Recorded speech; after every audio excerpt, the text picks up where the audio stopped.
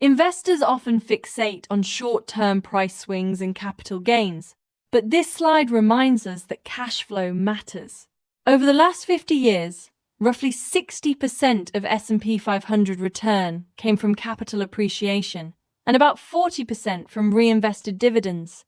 So income is a meaningful, stabilizing component of total return.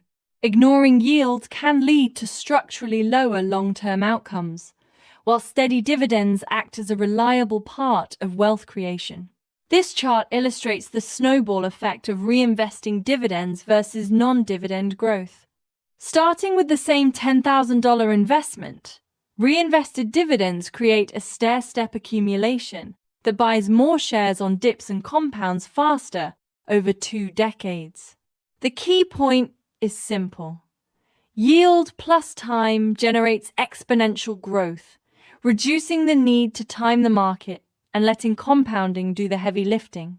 Think of a company life cycle as a bell curve, where dividend behavior signals financial health. Early-stage firms prioritize capex and usually pay no yield. Mature companies generate steady cash flow and grow dividends, and declining firms can push payout ratios above 100%. Consistent dividends are a practical lie detector for cash returns and force disciplined capital allocation. So the investable sweet spot tends to sit in that mature, stable phase. Not all yields are created equal, so we classify opportunities into 3 buckets. High, unexplained yields above roughly 8% often signal distress and require caution. The sweet spot, yields around 2 to 5%, with payout ratios under 60 and rising free cash flow, suggests sustainable growth and a buy. Very low yields with high price multiples point to speculative growth, where dividend protection is minimal, so use payout ratio and FCF filters to decide. This matrix shows how different assets respond to inflation, rising rates, and recessions.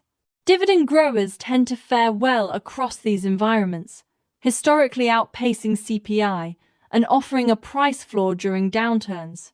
Bonds and growth stocks are more sensitive to rate moves and inflation, while bonds can help in recessions.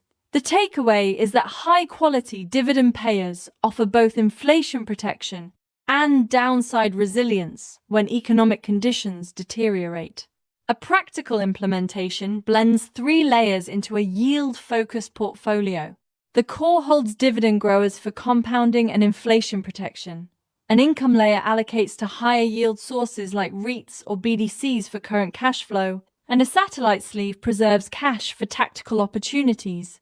This architecture balances yield on cost with current yield, supports stable income generation, and keeps dry powder to buy dips effectively.